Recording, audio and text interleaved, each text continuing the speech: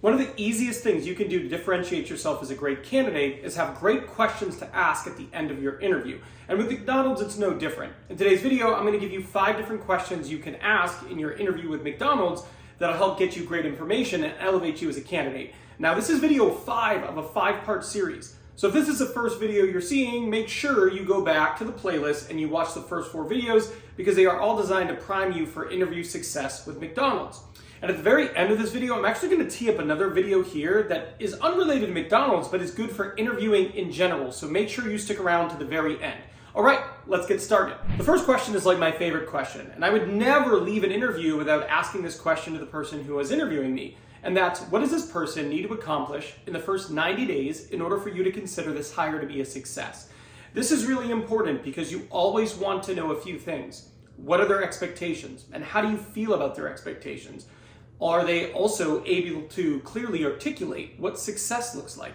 If you ask this question and they have no idea what success looks like, that would be a little bit worrying to me. This also positions you as a candidate who is forward-thinking and thinking about success, which always is good in an interview setting. It's a great question to ask. Let's go to the next. The next question is, what does onboarding and training look like for the person who is going to take this job?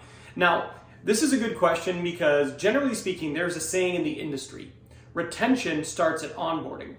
Basically, companies that have really good plans for onboarding and training their people tend to keep them for longer. Now you, joining a new organization, well, you want to know what training looks like. You want to know, do they have a plan for me and is that plan good? Is this a plan that is tried and tested? Is it something they feel good about it? And are they able to, once again, articulate that in an interview setting so you understand what you're walking into? This is a great question. I think it makes you look like a very success-oriented person, somebody who is focused on coming in, learning the role, and ramping up and being effective as soon as possible, which again is a great way to position you in an interview. The next question is, what is your favorite part about working at McDonald's? This is a great question because it gives them an opportunity to talk about themselves. Generally speaking, people have a more positive recollection of an interaction between two people when they get to talk more.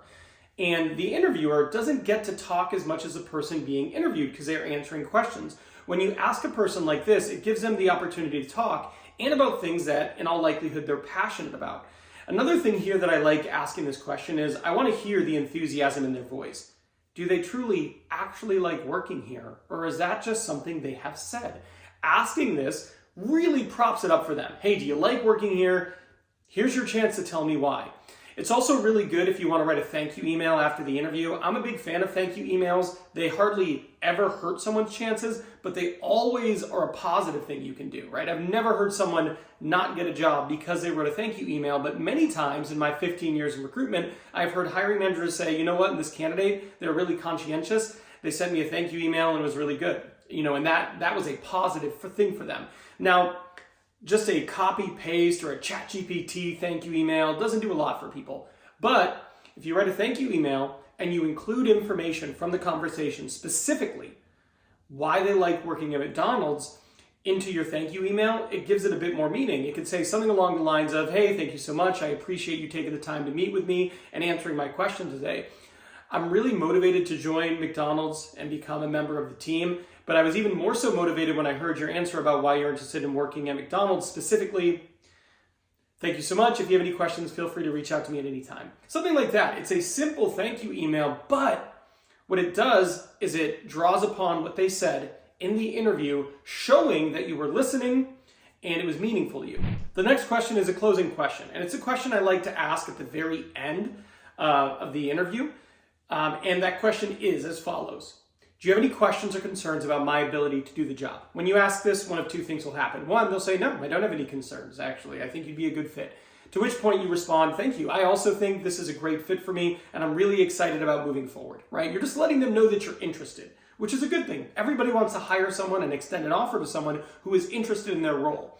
Now, if they go, well, yeah, I do have some concerns. Doesn't seem like you have a lot of front of house experience. That gives you an opportunity to rebuttal it. So you can say something along the lines of, thank you so much for saying that. I don't think I did as good a job as I could have explaining some of my experience, in our interview or even on my resume. I actually do have front of house experience. When I worked at A, B, and C company, I was working front of house for the last 3 years. etc., right? What I'm getting at is it gives you a chance to counter their concern. Now, it's important when you're countering a concern, you don't do it in a defensive manner. You thank them for saying it. You say, I might have not done as good a job explaining it as I could have, owning the fact that you didn't communicate this effectively, and then sharing with them your experience that should alleviate the concern. Now, if you do that, you should be able to nail it, and this is a good opportunity to address something you otherwise would not have been able to address. Now, what you want to make sure you don't do is you want to make sure you don't sabotage yourself. A lot of good candidates interview really well, but then they sabotage themselves, they make a huge mistake, and it completely derails their chances of getting a job. This video right here talks about the most common ways good candidates sabotage themselves. So I suggest you go watch this video so you don't sabotage yourself during your next interview. I'll see you over there.